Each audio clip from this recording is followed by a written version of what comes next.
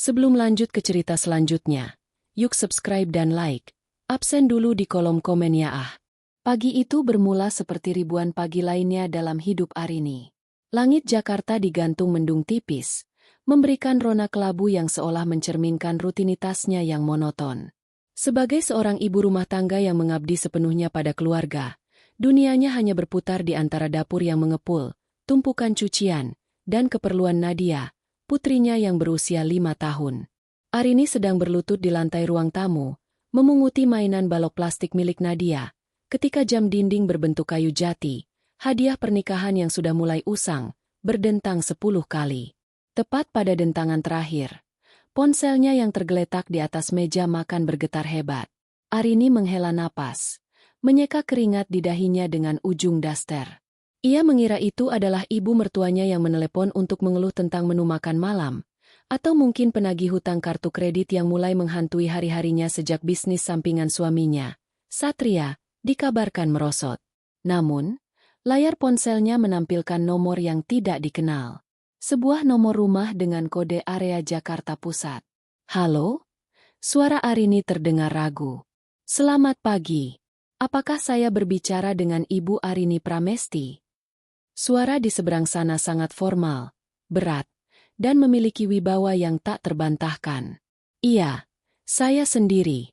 Ini siapa ya?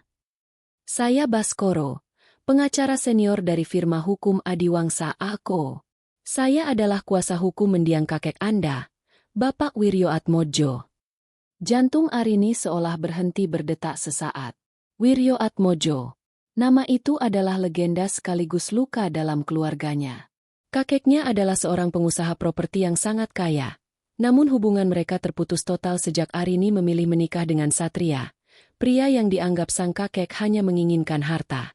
Selama 7 tahun, Arini hidup dalam pengasingan keluarga, tanpa sepeser pun bantuan dari garis darah konglomerat itu. Kakek sudah tiada, bisik Arini. Ada rasa bersalah yang tiba-tiba menusuk. Walau keras kepala, pria itu adalah satu-satunya keluarga yang ia miliki setelah orang tuanya meninggal dalam kecelakaan belasan tahun lalu. Beliau wafat 2 minggu lalu di London, Ibu Arini. Dan sesuai dengan wasiat terakhir yang sah secara hukum, Anda adalah ahli waris tunggal dari aset pribadinya. Arini terduduk lemas di kursi makan yang goyang. Wasiat? Saya. Benar.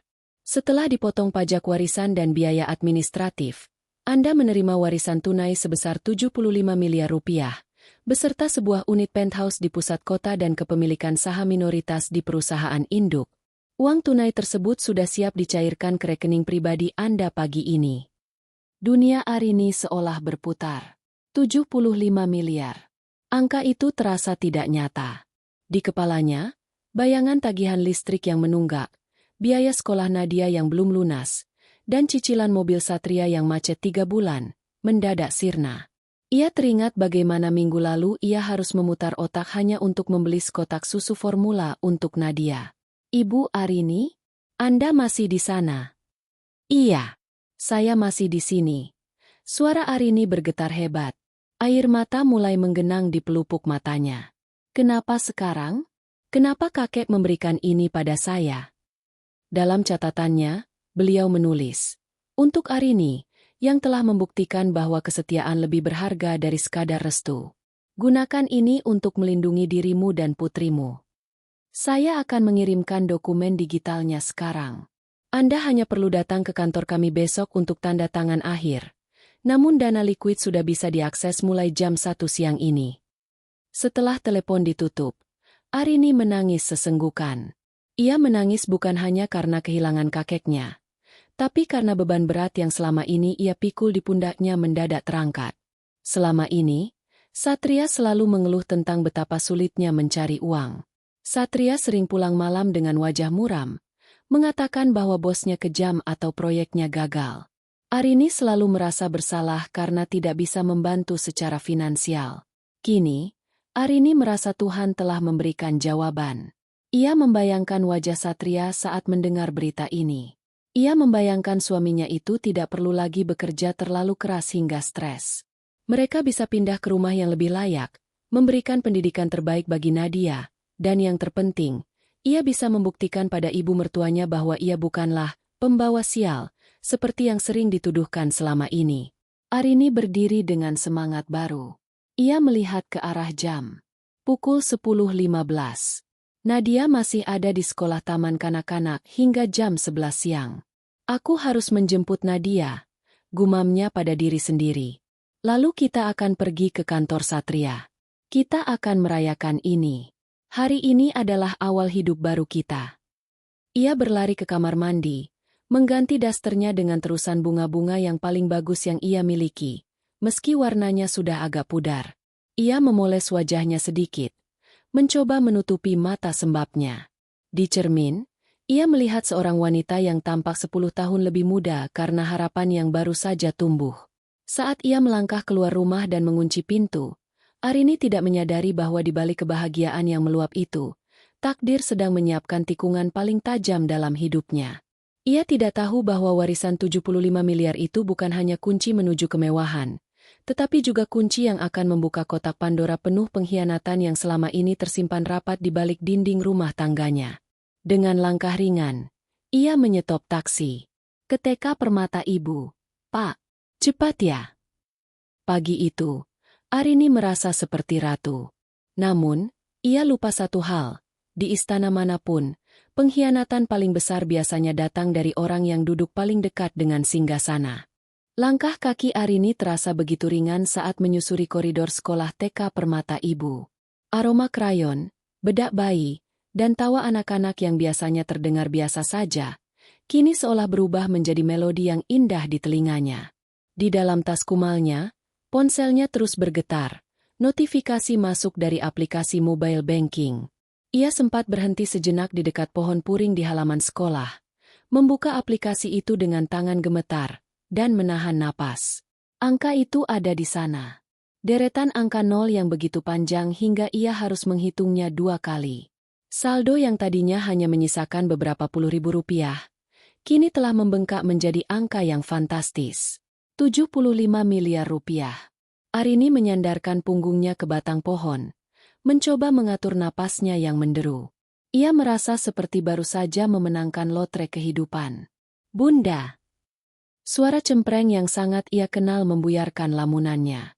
Nadia berlari kecil keluar dari kelasnya dengan tas punggung bergambar kartun yang sudah mulai mengelupas gambarnya. Arini segera berjongkok, merentangkan tangan, dan memeluk putrinya erat-erat.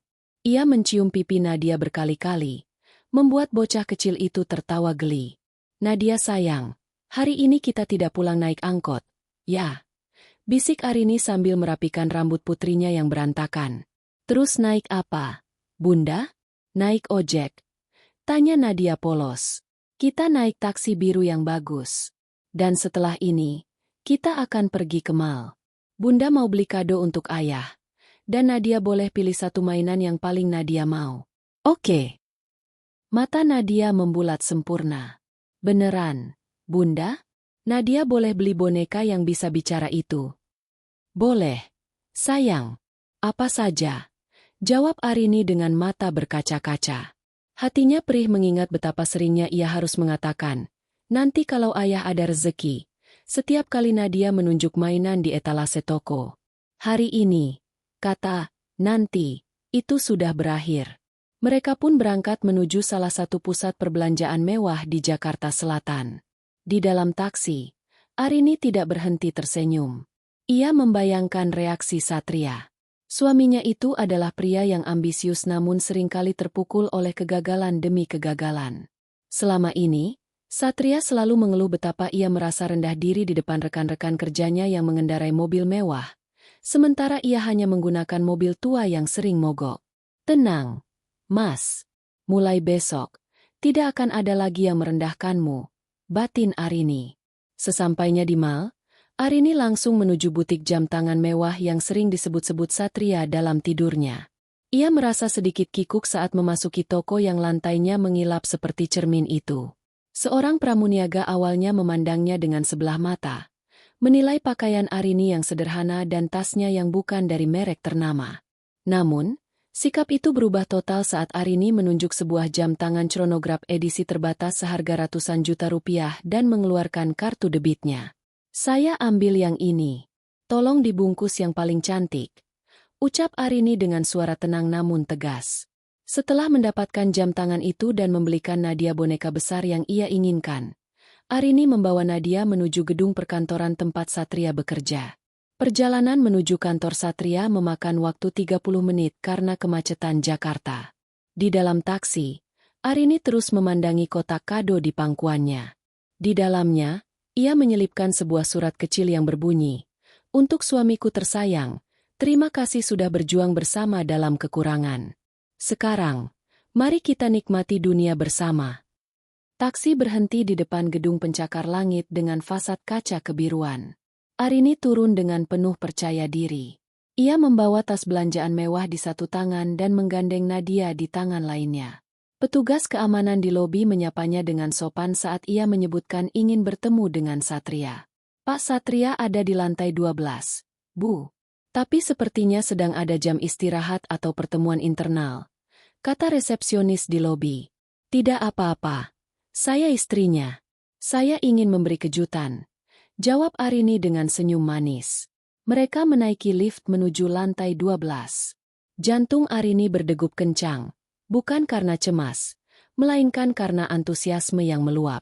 Ia membayangkan akan memeluk Satria, membisikkan angka 75 miliar itu di telinganya, dan melihat beban berat di wajah suaminya sirna seketika. Mungkin mereka akan langsung pergi liburan ke Bali, atau mungkin Eropa. Mereka akan memulai hidup baru.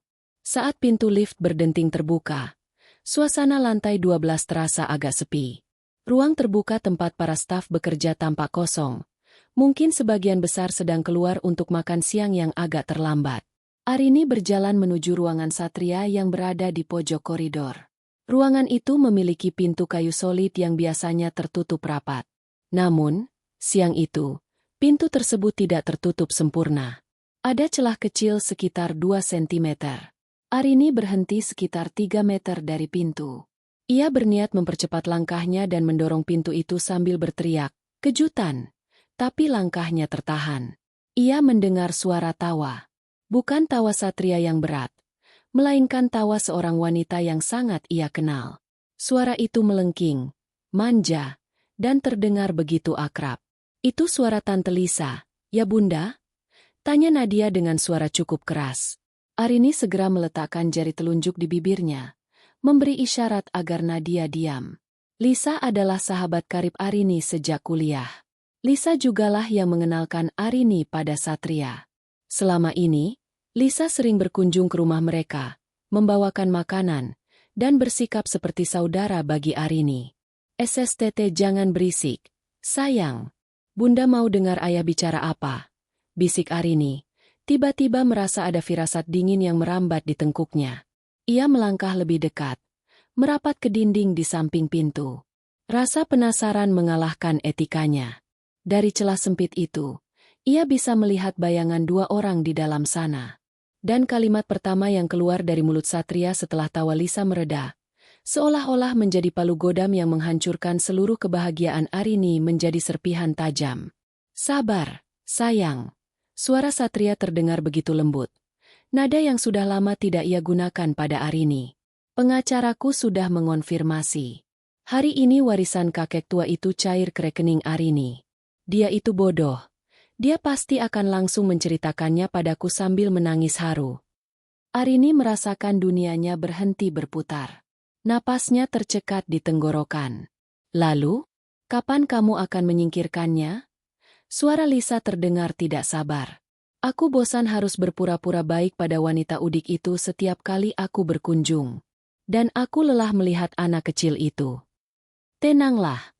Semuanya sudah diatur," jawab Satria dengan nada dingin yang belum pernah Arini dengar sebelumnya. "Uang itu tidak akan pernah dinikmatinya.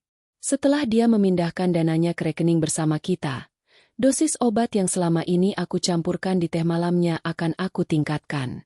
Orang akan mengira dia kelelahan dan gagal jantung karena terlalu senang mendapat uang banyak. Tak ada yang akan curiga." Tangan Arini yang menggandeng Nadia mendadak lemas. Kotak hadiah mewah yang tadinya ia pegang dengan bangga, kini terasa seperti sampah tak berguna. Ia berdiri mematung, mendengarkan rencana pembunuhan atas dirinya sendiri dari mulut pria yang selama 7 tahun ini ia layani dengan seluruh jiwa raga. Dunia seakan melambat.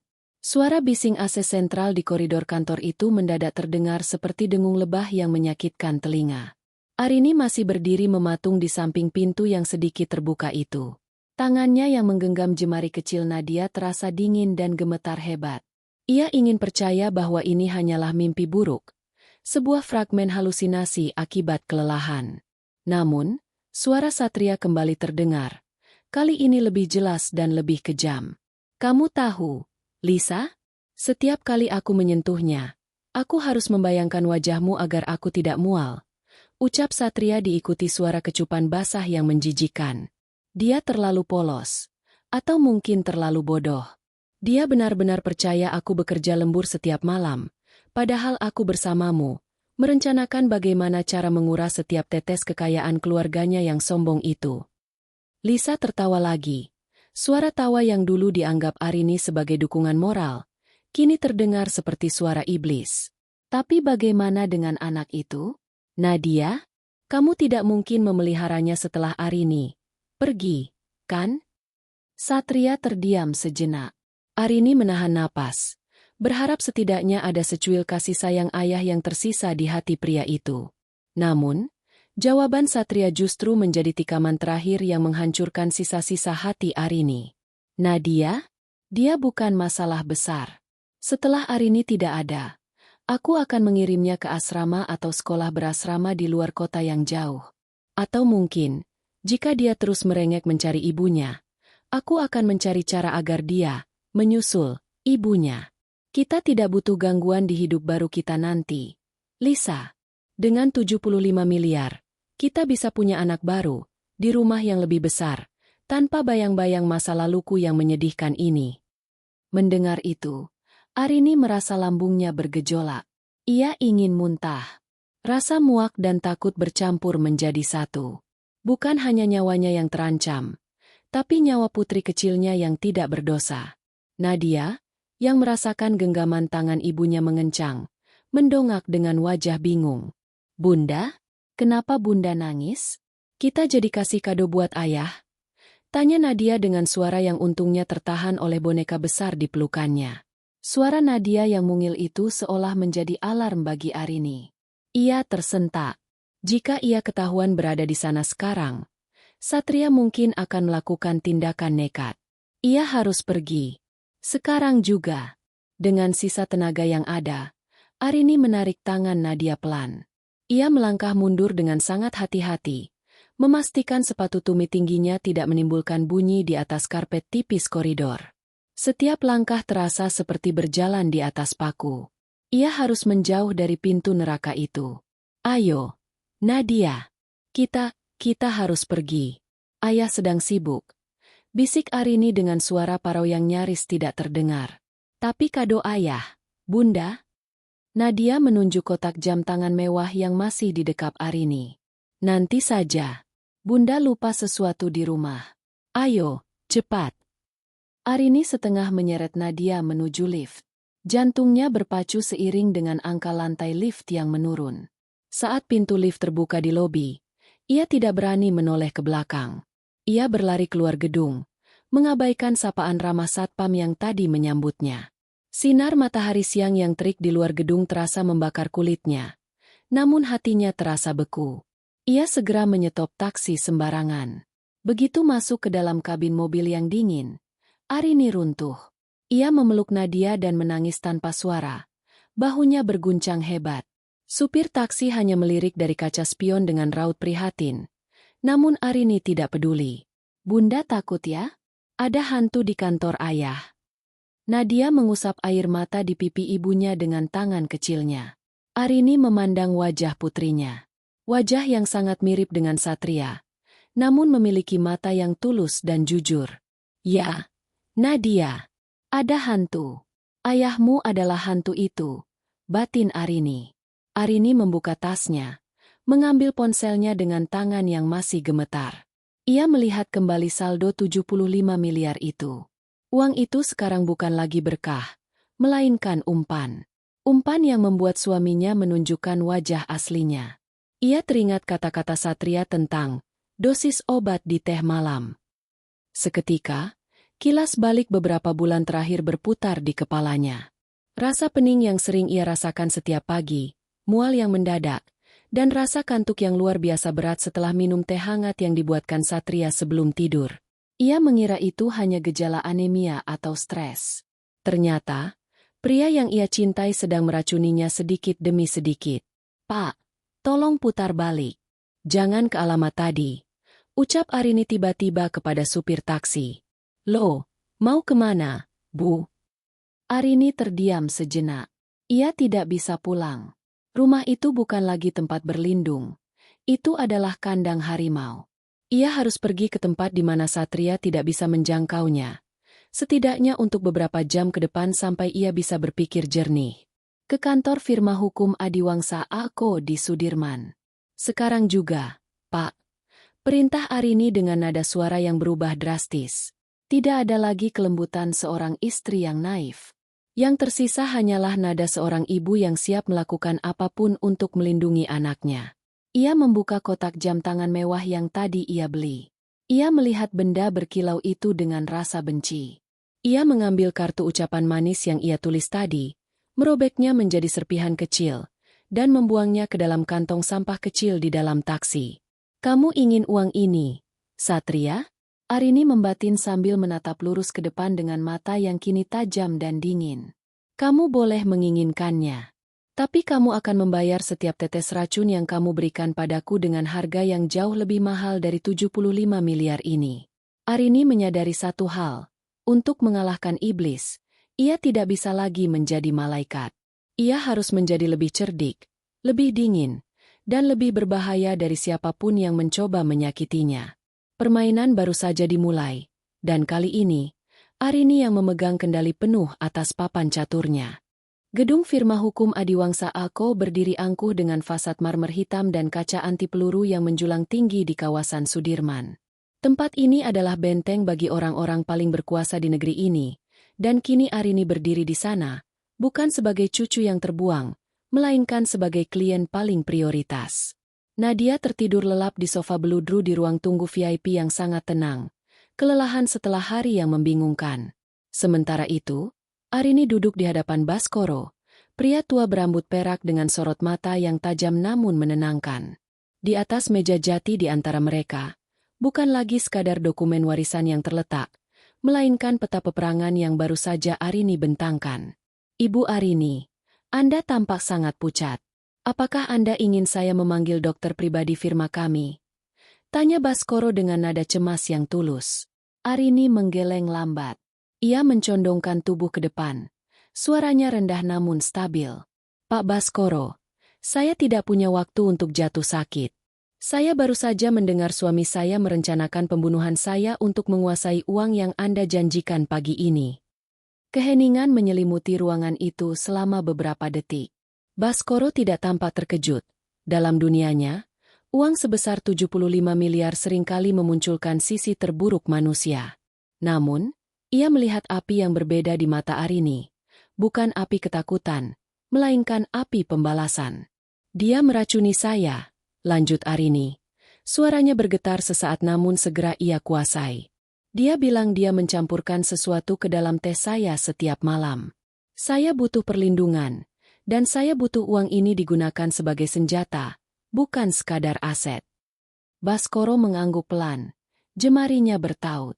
"Sesuai amanat mendiang kakek Anda, perlindungan terhadap Anda adalah prioritas mutlak.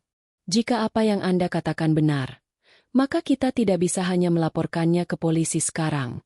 Kita butuh bukti fisik yang tak terbantahkan agar dia tidak bisa berkelit sedikit pun." "Apa yang harus saya lakukan?" tanya Arini. "Pertama, kita harus mengamankan dana Anda. Saya akan membuatkan beberapa lapisan rekening offshore dan satu rekening lokal yang akan kita gunakan sebagai umpan. Satria tidak boleh tahu bahwa Anda sudah mengetahui rencananya.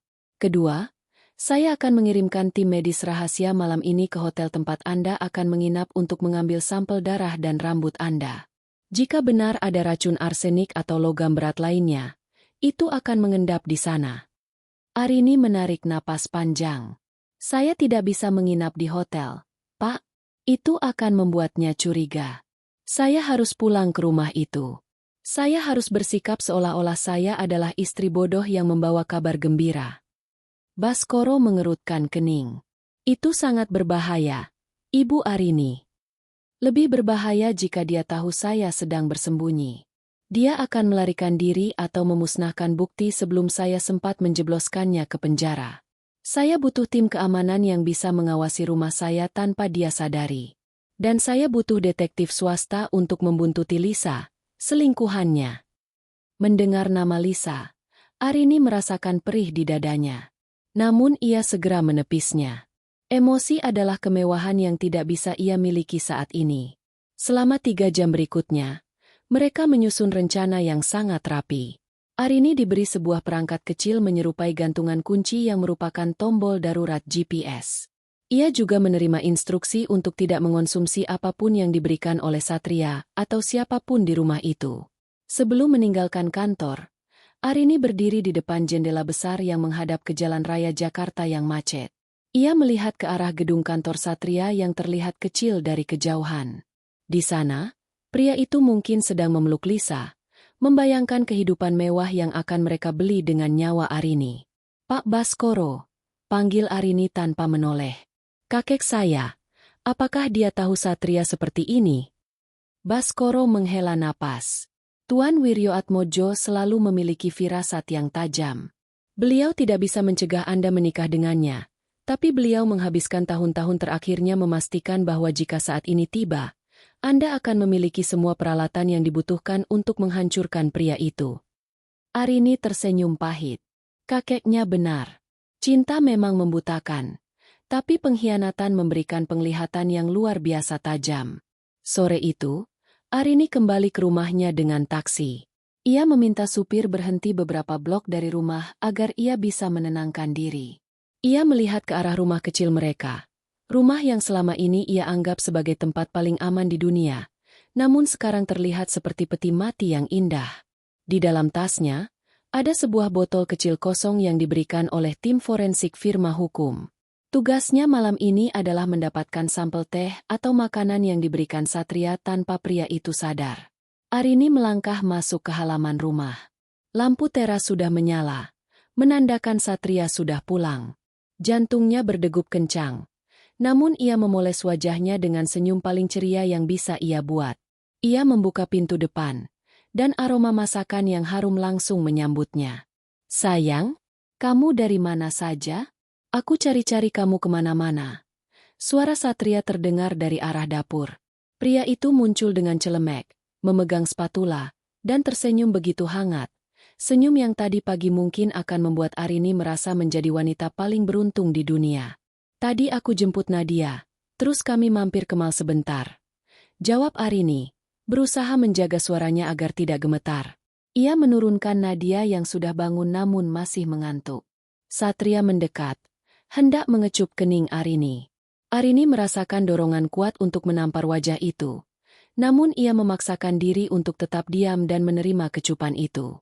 Aroma parfum Satria tercium, dan entah kenapa, kini aroma itu terasa seperti bau busuk baginya. Kamu kelihatan senang sekali hari ini, Arini. Ada kabar baik? Tanya Satria. Matanya berkilat penuh harap. Harapan akan uang, bukan kebahagiaan istrinya. Arini menarik napas dalam-dalam, lalu tersenyum lebar. Mas, kamu tidak akan percaya apa yang terjadi pukul 10 tadi pagi. Aku baru saja mendapat telepon dari pengacara kakek. Kita kaya, Mas. Satria berpura-pura terkejut. Aktingnya begitu sempurna hingga hampir terlihat nyata. Ia memeluk Arini erat, dan di dalam pelukan itu, Arini bisa merasakan betapa kaku dan dinginnya jiwa pria ini.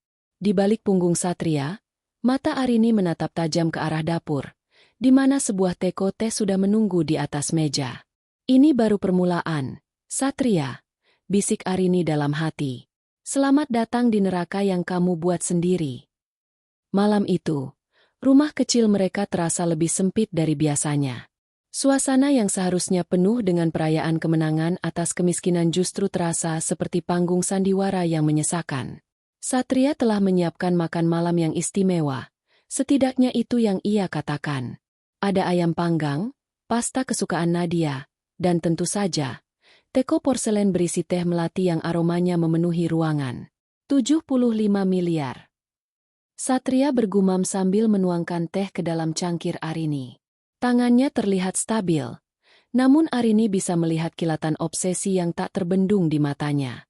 Arini, ini adalah jawaban atas semua doa-doa kita. Aku tidak menyangka kakekmu selembut itu pada akhirnya. Arini duduk di kursi makannya, memperhatikan cairan berwarna coklat keemasan itu mengalir ke cangkirnya. Uapnya mengepul, membawa aroma melati yang biasanya menenangkan, namun kini terasa seperti bau kematian. Iya, Mas. Aku juga terkejut. Sahut Arini sambil mengiris ayam di piringnya dengan gerakan yang sangat mekanis. Pengacara bilang uangnya sudah masuk ke rekeningku. Besok kita bisa mulai merencanakan masa depan. Kamu bisa berhenti dari kantormu yang melelahkan itu. Satria tersenyum lebar, menunjukkan deretan gigi putihnya yang rapi. Tentu, sayang. Tapi sebelum itu, kita harus memastikan uang itu aman. Kamu tahu kan, mengelola uang sebesar itu sendirian sangat berisiko. Besok pagi, kita akan pergi ke bank. Kita pindahkan ke rekening bersama agar aku bisa membantumu mengurus investasinya. Arini merasakan mual yang hebat di perutnya. Rekening bersama, batinnya. Itu adalah langkah pertama dalam rencana Satria untuk melenyapkannya. Begitu uang itu berada dalam jangkauannya secara hukum, keberadaan Arini hanya akan menjadi beban yang harus dihapus. Minumlah tehnya. Sayang, kamu terlihat lelah setelah seharian di luar, ujar Satria lembut. Jarinya menunjuk ke arah cangkir Arini. Aku akan meminumnya nanti, Mas. Masih terlalu panas, jawab Arini tenang. Ia kemudian melirik Nadia yang sedang asyik dengan boneka barunya di atas karpet ruang tamu. Nadia, sayang, cuci tanganmu dulu yuk. Kita makan sama-sama.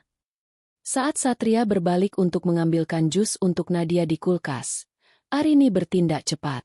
Dengan gerakan yang sudah ia latih di kepalanya selama perjalanan pulang, ia mengeluarkan botol sampel kecil dari balik lipatan serbet di pangkuannya. Dengan tangan gemetar namun cepat, ia menuangkan sebagian teh dari cangkirnya ke dalam botol tersebut, lalu menyembunyikannya kembali ke dalam saku dasternya. Untuk menutupi berkurangnya volume teh, ia menuangkan sedikit air mineral dari gelasnya ke dalam cangkir teh itu. Ini jusnya, Princess. Satria kembali dengan segelas jus jeruk untuk Nadia. Ia duduk kembali. Matanya langsung tertuju pada cangkir Arini. Ayo, diminum. Aku mencampurkan madu khusus dari kantor yang katanya bagus untuk stamina. Arini mengangkat cangkirnya. Ia tahu ia tidak boleh meminumnya. Ia harus mencari cara untuk membuangnya tanpa menimbulkan kecurigaan. Tiba-tiba, ia pura-pura tersedak saat baru saja menyesap sedikit permukaan air, tanpa benar-benar menelannya. Uhuk, uhuk. Arini terbatuk keras, sengaja menyenggol gelas air mineralnya hingga tumpah ke atas meja, membasahi taplak dan sebagian bajunya. Astaga, Arini, kamu tidak apa-apa. Satria berdiri dengan sigap. Aduh, maaf, Mas. Aku ceroboh sekali. Airnya tumpah kemana-mana. Arini berdiri, membawa cangkir tehnya sekaligus menuju wastafel dapur dengan alasan ingin membersihkan tumpahan. Di wastafel, dengan punggung membelakangi Satria, ia menumpahkan seluruh isi teh itu ke lubang pembuangan dan membilas cangkirnya dengan cepat. Sudah, jangan dipikirkan. Biar aku yang bersihkan mejanya, kata Satria. Arini melihat raut kekecewaan yang sekilas melintas di wajah suaminya karena target, dosis, malam itu gagal masuk ke tubuh istrinya. Setelah makan malam yang mencekam itu berakhir, Arini meminta izin untuk menidurkan Nadia lebih awal. Di dalam kamar yang gelap, sambil memeluk putrinya, Arini mengeluarkan ponselnya. Ia mengirim pesan singkat kepada Baskoro. Sampel sudah didapat. Saya akan mengirimkannya lewat kurir pribadi yang Anda siapkan pukul 6 pagi esok.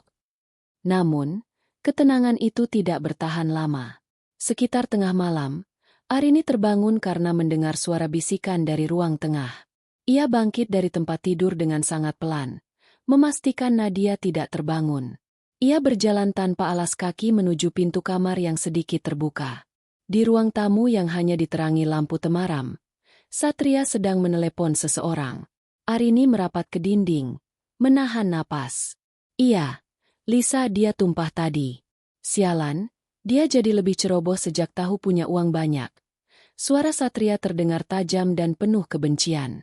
Tidak ada lagi sisa-sisa kelembutan yang ia tunjukkan saat makan malam tadi. Aku tidak bisa menunggu lebih lama lagi. Pengacara itu bilang dananya sudah cair sepenuhnya. Kalau besok dia tidak mau tanda tangan perpindahan rekening, aku akan menggunakan cara yang lebih kasar. Mungkin, kecelakaan, di kamar mandi lebih cepat daripada meracuninya pelan-pelan. Arini menutup mulutnya dengan tangan agar tidak berteriak. Air mata kemarahan mengalir di pipinya. Pria ini, yang telah ia dampingi sejak mereka tidak memiliki apa-apa, benar-benar sedang mendiskusikan cara mengakhiri hidupnya seolah sedang membicarakan rencana belanja bulanan. Besok pagi kita bertemu di tempat biasa sebelum aku membawanya ke bank. Aku butuh berkas-berkas palsu yang kamu siapkan. Setelah semua uang itu di tangan kita akan pergi ke Singapura. Arini, biarkan dia membusuk di sini. Polisi tidak akan menemukan apapun. Satria mengakhiri telepon dengan tawa kecil yang terdengar sangat keji di telinga Arini. Arini kembali ke tempat tidur dengan tubuh yang menggigil hebat. Kini segalanya sudah jelas. Satria bukan hanya menginginkan uangnya, dia menginginkan kematiannya. Cinta yang ia agungkan selama ini ternyata hanyalah parasit yang menunggu inangnya gemuk untuk kemudian dihisap sampai mati. Di bawah bantalnya, Arini menggenggam botol sampel kecil berisi teh beracun itu. Itu bukan sekadar cairan coklat. Itu adalah tiket masuk Satria ke penjara. Kamu salah besar, Satria, bisik Arini dalam kegelapan. Matanya menatap langit-langit kamar dengan sorot yang dingin dan tak tergoyahkan. Besok pagi, bukan aku yang akan kehilangan segalanya, tapi kamu. Arini menyadari bahwa ia tidak boleh lagi sekadar bertahan. Ia harus menyerang. Dan dengan 75 miliar di tangannya, ia memiliki sumber daya untuk menghancurkan Satria sampai ke akar-akarnya. Malam itu, Arini resmi mengubur cintanya dan membangkitkan sosok wanita yang tidak akan pernah disangka-sangka oleh Satria. Dini hari pukul 4 pagi adalah waktu di mana dunia terasa paling jujur. Di bawah remang lampu jalan yang masuk menembus celah gorden, Arini menatap wajah suaminya yang tertidur lelap di sampingnya. Satria tampak begitu tenang, napasnya teratur. Wajahnya yang tampan tidak menyiratkan sedikit pun jejak iblis yang beberapa jam lalu merencanakan pembunuhan. Arini merasa ngeri. Bagaimana bisa seseorang menyimpan begitu banyak kebencian di balik topeng kasih sayang? Dengan gerakan yang sangat halus, Arini turun dari tempat tidur. Ia telah menyiapkan segalanya di dalam kepala. Tidak ada koper besar, tidak ada drama. Ia hanya mengambil tas ransel sekolah milik Nadia yang paling besar dan mengisinya dengan dokumen-dokumen penting. Akta kelahiran, paspor, surat nikah, dan tentu saja, botol sampel teh yang ia dapatkan semalam. Ia mengenakan jaket hoodie gelap untuk menutupi identitasnya. Sebelum melangkah keluar kamar, ia menatap ponsel Satria yang tergeletak di atas meja nakas. Keinginan untuk membanting benda itu sangat kuat, namun ia menahannya. Ia harus tetap tenang. Nadia, bangun sayang. Kita harus pergi sekarang, bisik Arini sambil mengguncang lembut bahu putrinya. Nadia mengerang kecil, matanya yang mengantuk terbuka perlahan. Bunda, ini masih malam. Kita mau kemana? Kita mau petualangan rahasia. Nadia, jangan berisik ya. Jangan bangunkan ayah. Ini kejutan. Arini meletakkan jari di bibir. Anak itu, dengan kepolosan yang menyesakkan hati, hanya mengangguk patuh. Arini menggendong Nadia yang masih lemas, mengambil tas ranselnya, dan melangkah keluar kamar tanpa suara. Setiap derit lantai kayu terasa seperti dentuman meriam di telinganya. Ia melewati ruang tamu, melihat teko teh yang masih berdiri di sana, saksi bisu pengkhianatan Satria, dan terus menuju pintu depan. Begitu pintu tertutup dan terkunci dari luar, Arini berlari kecil menuju ujung blok. Di sana, sebuah mobil hitam mewah dengan kaca gelap sudah menunggu. Itu adalah mobil yang dikirim oleh Baskoro. Seorang pria tegap berpakaian safari turun dan membukakan pintu untuknya. "Ibu Arini, saya tim keamanan dari Adiwangsa Ako. Silakan masuk, kita harus segera pergi sebelum fajar," ucap pria itu dengan nada rendah. Begitu pintu mobil tertutup, Arini menyandarkan kepalanya ke kursi. Ia merasa napasnya baru bisa keluar dengan lega. Mobil itu meluncur membelah keheningan Jakarta menuju sebuah lokasi yang dirahasiakan, sebuah apartemen cafe house milik mendiang kakeknya. Di dalam mobil, Arini menyerahkan botol sampel itu kepada petugas keamanan tersebut. "Tolong pastikan ini sampai ke laboratorium forensik secepat mungkin. Saya butuh hasilnya sebelum jam 10 pagi." Pria itu mengangguk. "Tentu, Bu. Pak Baskoro juga sudah menyiapkan tim detektif untuk memantau rumah Anda. Begitu suami Anda bangun dan menyadari Anda tidak ada, kami akan merekam setiap reaksinya." Arini membuka laptop yang disediakan di dalam mobil. Ia masuk ke akun perbankannya. Dengan bantuan tim IT Finansial yang sudah terhubung melalui sambungan telepon terenkripsi, Arini mulai melakukan operasi pengosongan jejak. "Ibu Arini," suara Baskoro terdengar dari loudspeaker. "Sesuai instruksi Anda, kami telah memindahkan dana 75 miliar itu ke dalam 4 yayasan wali amanat di luar negeri. Di mata hukum, uang itu kini milik Yayasan Perlindungan Anak Nadia, bukan lagi aset pribadi yang bisa digugat dalam harta gonogini jika terjadi perceraian atau kematian." "Bagus," sahut Arini dingin.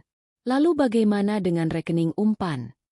"Kami sudah menyisakan 500 juta rupiah di rekening lokal Anda. Itu cukup untuk membuatnya tetap tinggal di kota ini dan mengejar Anda, tapi tidak cukup untuk membuatnya bisa melarikan diri ke luar negeri dengan mewah."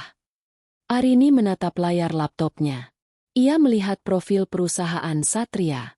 Ternyata, selama ini suaminya telah melakukan penggelapan dana kantor untuk membiayai gaya hidup mewahnya bersama Lisa.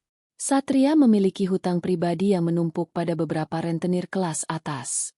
Dia sangat butuh uang itu untuk menutupi lubang yang ia gali sendiri, gumam Arini. "Pak Baskoro, tolong beli semua hutang Satria dari para penagih itu. Saya ingin perusahaan cangkang kita yang memegang semua surat hutangnya. Saya ingin menjadi orang yang memutuskan kapan dia harus bangkrut." "Segera dilaksanakan, Ibu." Pukul 7.30 pagi, ponsel Arini meledak dengan panggilan dari Satria. Arini membiarkannya bergetar di atas meja apartemen barunya. Ia sedang menyuapi Nadia sarapan saat panggilan ke-10 masuk. Akhirnya, sebuah pesan singkat masuk. "Sayang, kamu di mana? Aku bangun dan kalian tidak ada. Aku khawatir sekali. Bukankah hari ini kita janji mau ke bank?" Arini tersenyum sinis. Ia membalas pesan itu dengan ketenangan seorang predator. "Maaf Mas, tadi pagi-pagi sekali Nadia rewel minta ke rumah sakit karena perutnya sakit. Aku tidak tega membangunkanmu karena kamu kelihatan capek sekali. Sekarang kami sedang menunggu hasil pemeriksaan dokter di RS Medika. Kamu susul ke sini ya." Ini adalah jebakan pertama. Arini tahu Satria akan panik. Bukan karena peduli pada Nadia, tapi karena dia takut racunnya telah bekerja terlalu cepat atau justru terdeteksi oleh dokter. 1 jam kemudian, tim detektif swasta mengirimkan rekaman video langsung ke ponsel Arini. Arini melihat Satria keluar rumah dengan terburu-buru. Namun dia tidak langsung menuju rumah sakit. Mobilnya berhenti di sebuah kafe pinggir jalan. Di sana, Lisa sudah menunggu. Dalam video tersebut, Satria tampak sangat gelisah. Ia berbicara dengan gerakan tangan yang meledak-ledak. Lisa tampak menenangkan suaminya, mengelus lengannya, dan memberikan sebuah amplop coklat. Mereka sedang menukar dokumen. Suara detektif terdengar lewat AirPage Arini. "Sepertinya itu surat kuasa palsu yang ditandatangani atas nama Anda, Bu Arini. Mereka berniat menguras rekening Anda tanpa perlu kehadiran Anda di bank." Arini merasakan amarah yang membara, namun ia memaksakan diri untuk tetap fokus. Terus awasi. Jangan intervensi dulu. Biarkan mereka merasa sudah menang. Tak lama kemudian, hasil laboratorium forensik masuk ke email Arini. Ia membukanya dengan tangan bergetar. Hasil uji toksikologi. Positif. Sampel cairan mengandung arsenik trioksida dalam dosis subletal. Penggunaan jangka panjang dapat menyebabkan kegagalan organ bertahap, kerusakan saraf, dan akhirnya henti jantung yang tampak seperti kematian alami. Arini menggenggam ponselnya begitu erat hingga buku jarinya memutih. Bukti itu ada di tangannya. Satria benar-benar ingin membunuhnya. Pria yang ia cintai selama 7 tahun, yang ia dukung saat jatuh bangun, sedang memberinya kematian dalam setiap cangkir teh yang ia buat dengan senyuman. Ia menoleh ke arah Nadia yang sedang asyik menonton kartun di televisi. Hati Arini hancur memikirkan bahwa putri kecil ini hampir saja kehilangan ibunya, dan mungkin juga nyawanya sendiri, hanya karena keserakahan seorang ayah. Nadia, panggil Arini lembut. Iya, Bunda. Mulai hari ini, kita hanya punya satu sama lain, ya? Bunda akan pastikan tidak ada yang bisa menyakiti Nadia lagi. Tidak ada. Arini berdiri, berjalan menuju cermin besar di ruang tamu apartemen mewah itu. Ia tidak lagi melihat wanita lemah yang sering menangis karena direndahkan mertua atau merasa bersalah karena miskin. Ia melihat seorang wanita yang memegang kekuasaan 75 miliar rupiah dan bukti kejahatan yang mematikan. Ia mengambil lipstik merah menyala dari tasnya, memoles bibirnya dengan tegas. Penampilan barunya dimulai sekarang. Pak Baskoro. Arini menelepon kembali. Instruksikan tim pengacara untuk menyiapkan gugatan cerai dan laporan kepolisian atas percobaan pembunuhan terencana. Tapi jangan ajukan sekarang. Saya ingin dia merasakan sedikit kemenangan palsu besok di kantornya. Saya ingin menghancurkannya tepat saat dia merasa berada di puncak dunia. Apa rencana Anda selanjutnya, Ibu? Besok adalah hari di mana Satria berencana merayakan kekayaannya. Arini menatap tajam ke arah jendela. Besok, aku akan datang ke kantornya. Bukan sebagai istrinya yang malang, tapi sebagai pemilik baru dari setiap inci hidupnya yang busuk itu. Pelarian sunyi Arini telah berakhir. Kini, saatnya ia kembali untuk melakukan perlawanan yang paling elegan sekaligus paling mematikan yang pernah dibayangkan oleh Satria. Arini mematut dirinya di depan cermin sebelum keluar dari mobil yang diparkir beberapa blok dari rumahnya. Ia telah menghapus lipstik merah menyalanya, menggantinya dengan warna pucat yang membuat wajahnya tampak lesu dan kelelahan. Ia sedikit mengacak rambutnya agar terlihat seperti seorang ibu yang baru saja menghabiskan waktu berjam-jam di ruang tunggu rumah sakit. Ini adalah panggung sandiwaranya, dan ia harus menjadi aktris terbaik malam ini. Ingat, Bu Arini. Suara Baskoro terdengar melalui earpiece nirkabel yang tersembunyi di balik rambutnya. Tim kami ada di dalam mobil van yang terparkir 2 rumah dari posisi Anda. Kamera tersembunyi sudah aktif di kancing jaket Anda. Begitu Anda merasa terancam, tekan tombol di jam tangan Anda. Arini menarik napas panjang. Saya mengerti. Ia melangkah masuk ke halaman rumah. Suasana terasa sangat sunyi. Namun ia tahu Satria ada di dalam. Begitu pintu terbuka, ia mendapati Satria sedang duduk di sofa ruang tamu, menatap layar laptop dengan serius. Saat melihat Arini masuk, Satria segera menutup laptopnya dan berdiri dengan wajah yang dibuat-buat cemas. Arini, ya ampun, aku tadi ke rumah sakit tapi pihak pendaftaran bilang tidak ada pasien atas nama Nadia. Aku hampir lapor polisi. Satria menghampirinya. Mencoba memeluknya. Arini dengan halus berkelit, berpura-pura hendak meletakkan tasnya. Maaf, Mas. Tadi RS Medika penuh sekali. Jadi aku pindah ke klinik spesialis anak di dekat sana. Nadia cuma keracunan makanan ringan. Katanya ada bakteri di jajanan sekolahnya. Sekarang dia sudah tidur di rumah pengasuh lamaku. Aku titipkan di sana dulu supaya bisa istirahat total. Itu adalah bohong besar. Nadia saat ini berada di bawah penjagaan ketat tim keamanan Baskoro di apartemen rahasia. Arini sengaja tidak membawa Nadia pulang ke rumah ini. Keracunan. Satria tampak sedikit tersentak. Mungkin ia khawatir racun di tehnya tertukar atau terdeteksi. Lalu, apa kata dokter? Ada pemeriksaan darah? Tidak, Mas. Cuma diberikan obat lambung saja. Jawab Arini sambil menatap langsung ke mata suaminya. Ia melihat ada kelegaan yang menjijikkan di sana. Oh iya, soal ban, aku minta maaf ya tadi pagi gagal. Satria segera mengubah ekspresinya menjadi penuh pengertian yang palsu. Ah, tidak apa-apa, sayang. Kesehatan Nadia yang utama. Tapi, karena besok adalah hari terakhir promo deposito bunga tinggi yang aku ceritakan, bagaimana kalau malam ini kamu tanda tangani saja surat kuasa ini? Besok biar aku yang urus ke bank sendirian supaya kamu bisa istirahat. Satria mengeluarkan map coklat dari tas kerjanya. Arini mengenali map itu. Itu adalah map yang sama yang diberikan Lisa di kafe tadi siang. Surat kuasa. Arini menerima map itu, membukanya dengan tangan yang sengaja ia buat sedikit gemetar. Di dalamnya terdapat dokumen hukum yang jika ia tanda tangani, akan memberikan hak penuh pada Satria untuk memindahkan seluruh dananya ke rekening manapun. Iya, sayang. Ini demi keamanan uangmu. Kamu tahu kan, sekarang banyak peretas? Kalau di bawah pengawasanku, uang 75 miliar itu akan aman, rayu Satria. Ia mendekat, membelai bahu Arini. Arini merasakan dorongan untuk berteriak, pembunuh, tepat di depan wajah pria itu. Namun, ia justru tersenyum lemah. Tentu, Mas. Aku percaya padamu. Tapi aku sedang pusing sekali sekarang. Boleh aku minum teh buatanmu dulu sebelum tanda tangan? Rasanya hanya teh buatanmu yang bisa membuatku tenang. Mata Satria berkilat senang. Tentu. Duduklah. Aku akan buatkan yang spesial untukmu. Satria bergegas ke dapur.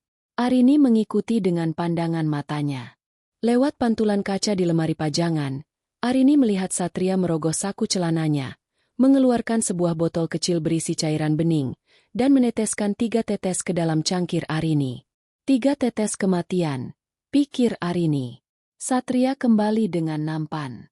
Ini, sayang, minumlah selagi hangat. Arini menerima cangkir itu. Ia bisa mencium aroma melati yang kuat, mungkin untuk menyamarkan rasa logam dari arsenik. Ia mengangkat cangkir itu ke bibirnya. Satria menatapnya tanpa berkedip, seperti burung hering yang menunggu bangkai. Mas, ada apa dengan punggungmu? Tanya Arini tiba-tiba sambil menunjuk ke arah belakang Satria. Saat Satria menoleh, Arini dengan kecepatan kilat menuangkan teh itu ke dalam tanaman pot besar di samping sofa dan segera menaruh kembali cangkir kosong itu ke meja. Semua itu ia lakukan dalam waktu kurang dari 2 detik. Ada apa? Tidak ada apa-apa di punggungku, kata Satria bingung. Arini mengusap matanya. Oh, mungkin cuma bayangan lampu. Maaf, aku benar-benar pusing. Lihat, tehnya sudah habis. Enak sekali. Satria melihat cangkir kosong itu dan senyumnya melebar. Senyum seorang pemenang. Bagus. Sekarang, tanda tangani dokumen ini, ya. Arini mengambil pulpen. Ia menandatangani dokumen tersebut, namun dengan sebuah trik yang sudah diajarkan tim hukum Baskoro. Ia sengaja membuat sedikit goresan yang tidak terlihat pada tanda tangannya. Sebuah kode rahasia yang secara hukum menyatakan bahwa dokumen ini ditandatangani di bawah tekanan atau ancaman, sehingga bisa dibatalkan kapan saja di pengadilan. Ini, Mas, semuanya milikmu sekarang, ucap Arini dengan suara rendah yang penuh arti ganda. Satria mengambil map itu dengan kasar, seolah-olah ia baru saja mendapatkan kunci surga. Ia tidak lagi berusaha menyembunyikan kegembiraannya. Terima kasih, Arini. Kamu memang istri yang berbakti. Sekarang, sebaiknya kamu tidur. Kamu butuh istirahat yang sangat panjang. Arini berjalan menuju kamar dengan langkah yang sengaja dibuat limbung. Begitu pintu kamar terkunci, ia langsung terduduk di lantai. Napasnya memburu. Ia mengambil ponsel rahasianya. Dia sudah mengambil umpannya. Pak Baskoro, bisik Arini. Kerja bagus.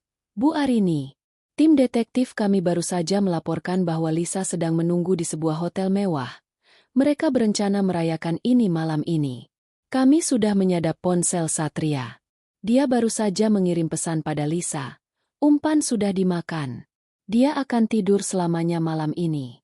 Siapkan koper kita. Arini mengepalkan tangannya. Biarkan mereka berpesta malam ini. Besok pagi, saat Satria datang ke bank dengan surat kuasa palsu itu, saya ingin semua pintu tertutup baginya. Malam itu, Arini tidak tidur. Ia duduk di kegelapan, mendengarkan suara Satria yang bersiul senang di ruang tamu sambil menenggak whisky, merayakan kematian istrinya yang bahkan belum terjadi. Arini menatap keluar jendela, ke arah langit malam yang sebentar lagi akan berganti fajar. Ia menyadari bahwa rumah ini bukan lagi rumahnya. Dan pria di luar sana bukan lagi suaminya. Besok, saat jam dinding berdentang pukul 10 pagi, tepat 24 jam setelah telepon warisan itu datang, Arini akan memberikan kejutan terakhir yang tidak akan pernah dilupakan oleh Satria seumur hidupnya. Pukul 5 pagi, saat kabut tipis masih menyelimuti jalanan Jakarta, Arini sudah terjaga sepenuhnya. Ia tidak benar-benar tidur. Ia hanya memejamkan mata sambil menajamkan pendengarannya, memastikan Satria tidak masuk ke kamar untuk memeriksa apakah racunnya sudah bekerja. Namun, Satria terlalu percaya diri. Setelah menenggak whisky semalam, pria itu tertidur mendengkur di sofa ruang tamu, memeluk map coklat berisi surat kuasa yang ia pikir adalah kunci menuju kekayaan abadi. Arini keluar dari kamar dengan sangat hati-hati. Ia melihat Satria yang masih terlelap. Wajah pria itu tampak serakah bahkan dalam tidurnya. Tanpa membuang waktu, Arini segera keluar dari rumah itu untuk terakhir kalinya. Di ujung jalan, mobil van hitam milik tim Baskoro sudah menunggu. Hasil penyadapan semalam sangat memuaskan, Bu Arini. Sambut Baskoro saat Arini masuk ke dalam kendaraan yang penuh dengan layar monitor itu. Satria menghubungi Lisa sebanyak 5 kali.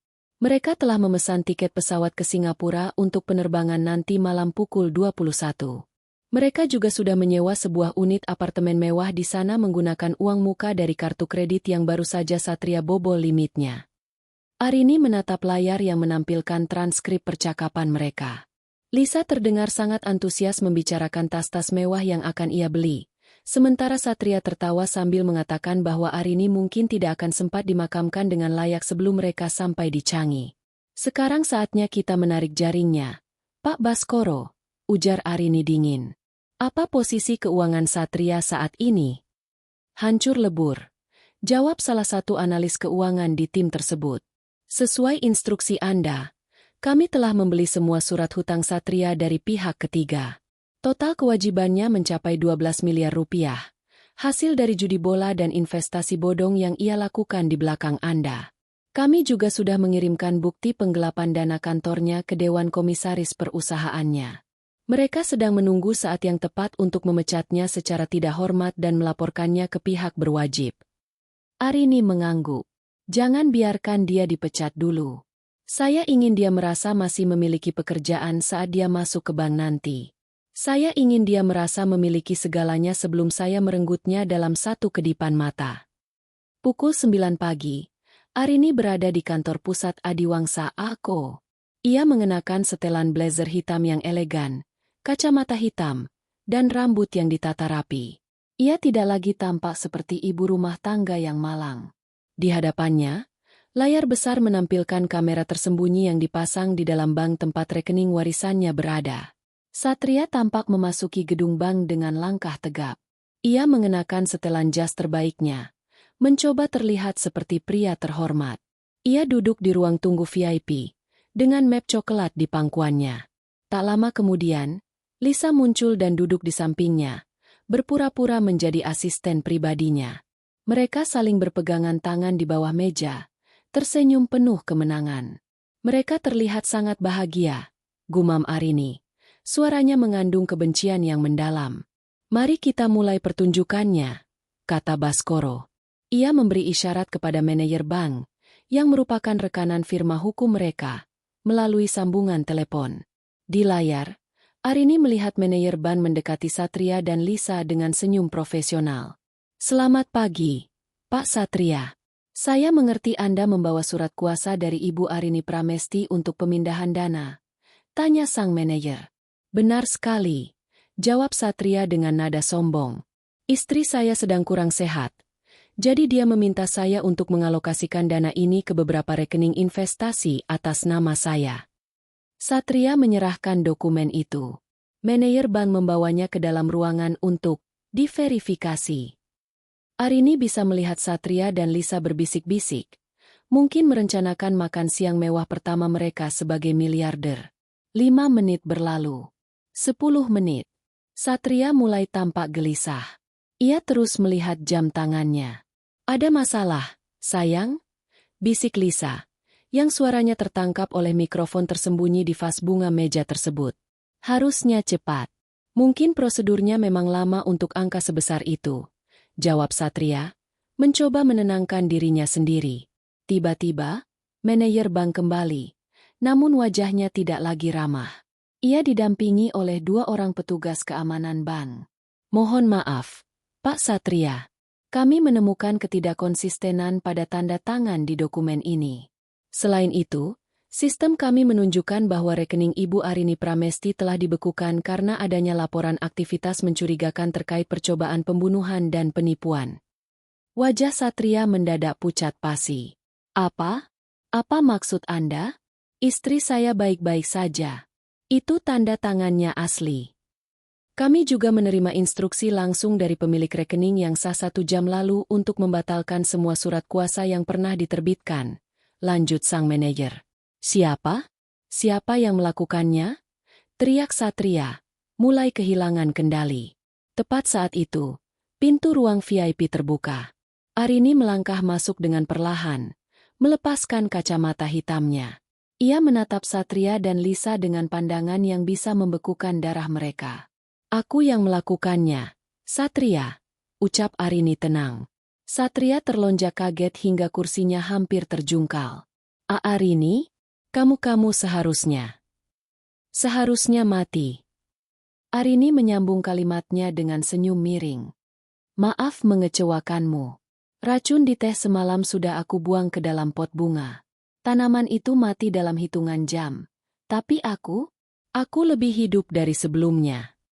Lisa mencoba berdiri dan melarikan diri. Namun salah satu petugas keamanan menghalangi jalannya. Arini, ini hanya salah paham. Aku hanya membantu suamimu mengurus dokumen. Seru Lisa dengan wajah penuh ketakutan. Membantu suamiku? Atau membantu calon pembunuhku? Arini mendekati Lisa. Menatapnya dari atas ke bawah. Kamu tahu Lisa, aku dulu menganggapmu saudara. Tapi ternyata, kamu hanya parasit yang mencari inang yang kaya. Sayangnya, inangmu ini tidak sebodoh yang kalian kira. Satria mencoba meraih tangan Arini, matanya mulai berkaca-kaca. Sebuah taktik manipulasi yang sudah sangat sering ia gunakan. Arini, tolong dengarkan aku. Aku ditekan oleh rentenir. Aku terpaksa melakukan ini untuk melindungi kalian. Melindungiku dengan memberiku dosis arsenik setiap malam. Arini tertawa pendek. Tawa yang terdengar sangat dingin. Simpan air matamu untuk di pengadilan nanti. Satria, aku sudah memegang semua bukti. Rekaman pembicaraanmu dengan Lisa, hasil laboratorium teh beracun itu, dan semua bukti penggelapan uang kantormu. Satria terduduk lesu di lantai. Keangkuhannya runtuh seketika. Kamu tidak akan melakukannya. Kita punya Nadia. Arini, kamu tidak mau Nadia melihat ayahnya di penjara, kan? Mendengar nama Nadia disebut oleh mulut kotor pria itu, amarah Arini meledak. Ia membungkuk, menatap Satria tepat di matanya. Jangan pernah sebut nama anakku lagi. Ayah Nadia sudah mati di mataku sejak pukul 10 pagi kemarin. Yang ada di depanku sekarang hanyalah seorang predator yang gagal. Arini berbalik arah menuju pintu. Pak Baskoro, silakan lanjutkan prosedurnya. Saat Arini keluar dari ruangan, ia mendengar suara gaduh di belakangnya. Polisi yang sudah menunggu di luar segera masuk untuk memborgol Satria dan Lisa atas tuduhan percobaan pembunuhan berencana dan penipuan. Arini berjalan keluar dari ban menuju mobilnya. Matahari siang terasa sangat menyengat. Namun ia merasa segar. Ia melihat ke arah ponselnya. Ada foto Nadia yang sedang bermain dengan pengasuhnya di apartemen aman. Semuanya sudah berakhir, sayang, bisik Arini pada foto itu. Namun, ia tahu ini belum benar-benar selesai. Masih ada 1 jamuan makan malam terakhir yang ia siapkan, bukan untuk rekonsiliasi, tapi untuk memastikan Satria dan Lisa kehilangan segalanya, termasuk martabat mereka di depan publik dan keluarga besar mereka. Arini ingin memastikan bahwa kejatuhan mereka sesempurna rencana pembunuhan yang mereka siapkan untuknya. Restoran Les Sommets malam itu telah dipesan secara privat. Ruangan yang terletak di lantai 56 salah satu gedung tertinggi di Jakarta itu menawarkan pemandangan kota yang gemerlap, seolah-olah bintang-bintang sedang berserak di bawah kaki mereka. Namun, bagi Satria dan Lisa, keindahan itu terasa seperti tepian jurang. Seharusnya, mereka berada di dalam sel tahanan sejak siang tadi. Namun, Arini menggunakan pengaruh dan jaminan dari firma hukum Adiwangsa Ako untuk meminta penangguhan penahanan selama beberapa jam. Ia ingin memberikan satu kenangan terakhir, sebuah eksekusi sosial yang jauh lebih menyakitkan daripada sekadar jeruji besi. Arini duduk di kepala meja panjang yang dihias dengan bunga lili putih dan lilin aromaterapi. Ia mengenakan gaun sutra berwarna zamrud yang berkilauan, melambangkan kemakmuran sekaligus ketegasan. Di sisi kiri dan kanannya, duduk 2 orang saksi yang paling tidak ingin dilihat oleh Satria. Ibu kandungnya, ibu mertua Arini, dan bos besar di kantor Satria. Satria dan Lisa masuk ruangan dengan pengawalan 2 petugas berpakaian sipil. Tangan mereka tidak diborgol, namun wajah mereka pucat pasi, seperti mayat hidup. "Silakan duduk," ucap Arini dengan suara yang tenang namun berwibawa. "Makanan pembukanya akan segera keluar. Kita harus merayakan kesuksesan kalian, bukan?" Satria gemetar saat duduk di kursi seberang Arini. Ia menatap ibunya yang sedang menangis sesenggukan. "Ibu." "Arini, tolong, kenapa harus ada ibu di sini?" "Karena ibumu perlu tahu pria seperti apa yang ia besarkan," jawab Arini tajam. "Beliau selalu menghinaku, menyebutku beban bagimu. Sekarang, biarlah beliau melihat siapa sebenarnya beban dalam hidup ini." Arini kemudian melirik bos Satria, Pak Handoko. "Dan Pak Handoko di sini untuk memberikan hadiah perpisahan untukmu, Satria." Pak Handoko meletakkan sebuah map di atas meja. "Satria, audit internal sudah selesai. Kami menemukan total 4,2 miliar rupiah yang kamu gelapkan selama 3 tahun terakhir. Besok pagi, laporan resmi akan masuk ke kepolisian. Kamu tidak hanya kehilangan pekerjaan, tapi juga reputasimu di seluruh industri ini. Kamu sudah tamat." Lisa mencoba bicara, suaranya melengking ketakutan. "Arini, aku hanya korban manipulasinya. Satria yang merencanakan semuanya. Dia bilang dia tidak mencintaimu lagi." Arini tertawa pelan. Sebuah tawa yang membuat bulu kuduk semua orang di ruangan itu berdiri. "Lisa, jangan berpura-pura suci. Aku punya rekaman suara saat kamu meminta Satria untuk mempercepat dosis racun itu agar kamu bisa segera membeli apartemen di Orchard Road. Kamu bukan korban. Kamu adalah rekan kriminalnya." Arini memberikan isyarat pada pelayan. Bukan makanan yang keluar, melainkan sebuah layar besar yang turun dari langit-langit restoran. Layar itu menampilkan video-video yang diambil oleh detektif swasta. Satria dan Lisa yang sedang berciuman di depan butik mewah, Satria yang menuangkan racun ke teh Arini, hingga rekaman percakapan mereka di bank pagi tadi. Ibu mertua Arini menutup wajahnya dengan tangan, meratap histeris melihat kelakuan putranya sendiri. "Ini adalah jamuan perpisahan kita, Satria," kata Arini sambil berdiri. Ia mendekati Satria, meletakkan tangannya di bahu suaminya yang kini lunglai. "Kamu ingin 75 miliar itu, kan? Kamu ingin hidup mewah dan membuangku seperti sampah? Sekarang, kamu akan mendapatkan kemewahan itu di dalam kepalamu saat kamu menghabiskan sisa umurmu di balik terali besi." Arini mengeluarkan satu benda dari saku gaunnya. Jam tangan mewah yang ia beli di bab 2. Ia meletakkannya di depan Satria. "Tadinya, aku membeli ini sebagai tanda cinta dan awal hidup baru kita. Tapi sekarang, Ambislah. Jual ini untuk membayar pengacara paling murah yang bisa kamu temukan, karena kamu akan membutuhkannya. Arini, tolong pikirkan Nadia.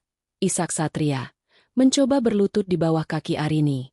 Arini menarik kakinya menjauh dengan rasa muak yang tak terlukiskan. Nadia tidak punya ayah lagi. Aku sudah mengurus perubahan nama belakangnya secara legal. Dia tidak akan pernah membawa nama seorang pembunuh di belakang namanya. Dia adalah ahli waris tunggal keluarga Wiryoatmojo. Sesuatu yang tidak akan pernah bisa kamu sentuh, bahkan dalam mimpi terliarmu sekalipun. Arini memberi isyarat kepada petugas polisi di pintu. Bawa mereka keluar. Saya sudah kehilangan selera makan. Satria dan Lisa diseret keluar dari restoran mewah itu. Satria berteriak-teriak memohon ampun, sementara Lisa meronta-ronta menyalahkan Satria. Suara mereka perlahan menghilang seiring tertutupnya pintu lift. Tinggallah Arini di ruangan yang sunyi itu bersama ibu mertuanya yang masih menangis. Arini mendekati wanita tua itu, memberikan selembar tisu. Ibu, panggil Arini pelan. Mulai besok, rumah yang ibu tempati akan disita oleh Ban karena Satria menjadikannya jaminan hutang judinya. Tapi, karena aku masih punya hati, aku sudah membelikan ibu sebuah rumah kecil di desa asal ibu. Hiduplah di sana dengan tenang, dan jangan pernah lagi mencari aku atau Nadia. Tanpa menunggu jawaban, Arini melangkah keluar ke balkon restoran. Angin malam yang dingin menerpa wajahnya, namun ia merasa hangat di dalam. Untuk pertama kalinya dalam 7 tahun, ia merasa benar-benar bebas.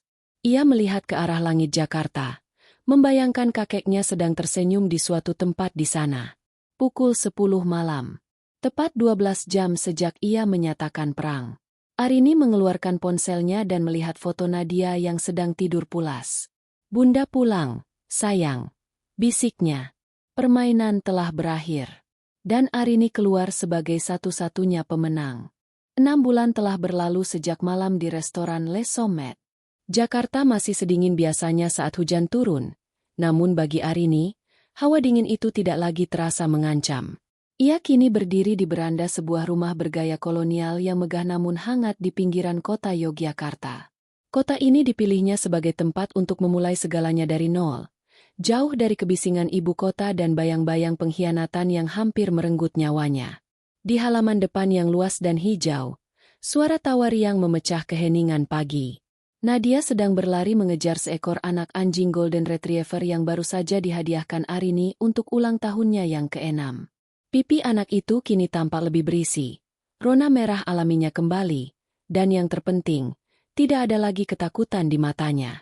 Bunda, lihat, Milo pintar sekali menangkap bolanya. Seru Nadia sambil melambaikan tangan. Arini tersenyum, melambaikan tangan balik ke arah putrinya. Hati-hati. Sayang, jangan lari terlalu kencang. Arini menyesap teh hangatnya. Teh yang kini ia buat sendiri, dengan bahan-bahan organik terbaik, tanpa rasa khawatir akan adanya zat asing yang mencemarinya. Di atas meja jati di sampingnya, terletak sebuah surat kabar nasional. Di halaman kriminal, terdapat artikel kecil mengenai putusan sidang akhir kasus percobaan pembunuhan berencana dan penggelapan dana. Satria dijatuhi hukuman 18 tahun penjara, sementara Lisa mendapatkan 12 tahun. Semua aset yang mereka miliki telah disita untuk menutupi hutang-hutang Satria yang menggunung. Arini tidak merasakan kegembiraan saat membaca berita itu. Yang ia rasakan hanyalah kelegaan yang hambar. Keadilan telah ditegakkan, namun waktu yang terbuang bersama pria itu tidak akan pernah bisa kembali. Namun, Arini memilih untuk tidak menoleh ke belakang lagi. Warisan 75 miliar itu telah ia kelola dengan sangat bijaksana di bawah bimbingan Baskoro yang kini telah menjadi penasihat keluarga sekaligus sosok kakek bagi Nadia. Sebagian besar uang tersebut ia gunakan untuk mendirikan Yayasan Wiryoatmojo, sebuah lembaga non-profit yang fokus memberikan perlindungan hukum dan bantuan finansial bagi ibu rumah tangga yang mengalami kekerasan domestik atau penindasan ekonomi oleh suami mereka. Banyak wanita di luar sana yang tidak seberuntung aku, Pak Baskoro. Ucap Arini suatu kali saat mereka meresmikan kantor yayasan tersebut. Aku punya warisan kakek. Mereka mungkin hanya punya keberanian. Aku ingin keberanian mereka cukup untuk menyelamatkan hidup mereka. Pagi itu, Baskoro datang berkunjung. Pria tua itu turun dari mobilnya dengan senyum lebar, membawa beberapa dokumen dan sekotak coklat untuk Nadia. Bagaimana kabar sang pengusaha baru kita? Sapa Baskoro saat duduk di beranda bersama Arini. Sangat sibuk, tapi sangat bahagia, jawab Arini. Laporan dari yayasan menunjukkan kita sudah membantu lebih dari 50 wanita bulan ini. Beberapa dari mereka sudah mulai mandiri dengan modal usaha yang kita berikan. Baskoro mengangguk bangga. Kakek Anda pasti sangat bangga melihat bagaimana Anda menggunakan alat yang ia berikan. Anda tidak hanya bertahan hidup, Arini. Anda memberikan hidup bagi orang lain. Mereka terdiam sejenak, menikmati semilir angin yang membawa aroma tanah basah dan bunga melati dari kebun. Apakah ada kabar dari sana? Tanya Arini ragu, merujuk pada ibunya Satria. Beliau tinggal dengan tenang di desa sesuai keinginan Anda. Kami tetap mengirimkan tunjangan bulanan secara anonim melalui yayasan. Beliau tidak pernah tahu itu dari Anda, namun sepertinya beliau mulai menyadari kesalahan putranya. Beliau sering terlihat di pengajian desa, mendoakan cucunya setiap hari. Arini menghela napas panjang. Rasa benci itu sudah menguap, digantikan oleh kedamaian. Ia menyadari bahwa memaafkan bukan berarti melupakan atau menerima kembali, melainkan melepaskan beban yang selama ini menghambat langkahnya. Tiba-tiba, ponsel Arini berdering. Sebuah pengingat muncul di layar. Pukul 10 pagi. Arini tertegun sejenak. Angka itu selalu memiliki makna khusus baginya. 1 tahun yang lalu, pukul 10 pagi adalah saat dunianya hancur sekaligus dibangun kembali.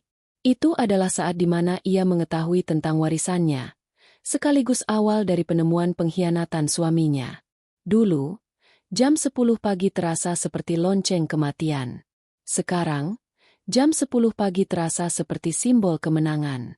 Nadia berlari ke arah beranda. Napasnya tersengal-sengal karena lelah bermain. Ia naik ke pangkuan Arini dan menyandarkan kepalanya di dada ibunya. Bunda, besok kita jadi ke pantai. Tentu, sayang. Besok kita berangkat pagi-pagi sekali. Kita akan melihat matahari terbit. Janji Arini sambil mencium kening putrinya. Arini menatap ke arah Cakrawala. Ia teringat kembali pada hari itu, saat ia berdiri di kantor Satria, mendengar rencana pembunuhan atas dirinya sendiri. Jika ia bisa kembali ke masa itu, ia ingin membisikkan pada dirinya yang sedang menangis di balik pintu. Jangan takut, Arini. Tangisanmu hari ini adalah fondasi dari tawa putrimu di masa depan. Kini, Arini bukan lagi sekadar ahli waris 75 miliar. Ia adalah seorang penyintas, seorang ibu, dan seorang wanita yang berdaulat atas hidupnya sendiri. Ia telah membuktikan bahwa meskipun seseorang bisa mencoba meracuni tubuhnya, mereka tidak akan pernah bisa meracuni jiwanya yang kuat. Matahari merayap naik, menyinari seluruh halaman rumah itu. Arini berdiri, menggandeng tangan Nadia, dan melangkah masuk ke dalam rumah. Pintu tertutup perlahan, meninggalkan masa lalu yang kelam di belakang, menyongsong masa depan yang cerah dan penuh harapan. Cerita tentang pukul 10 pagi telah berakhir. Namun kisah hidup Arini yang sesungguhnya baru saja dimulai. Tamat.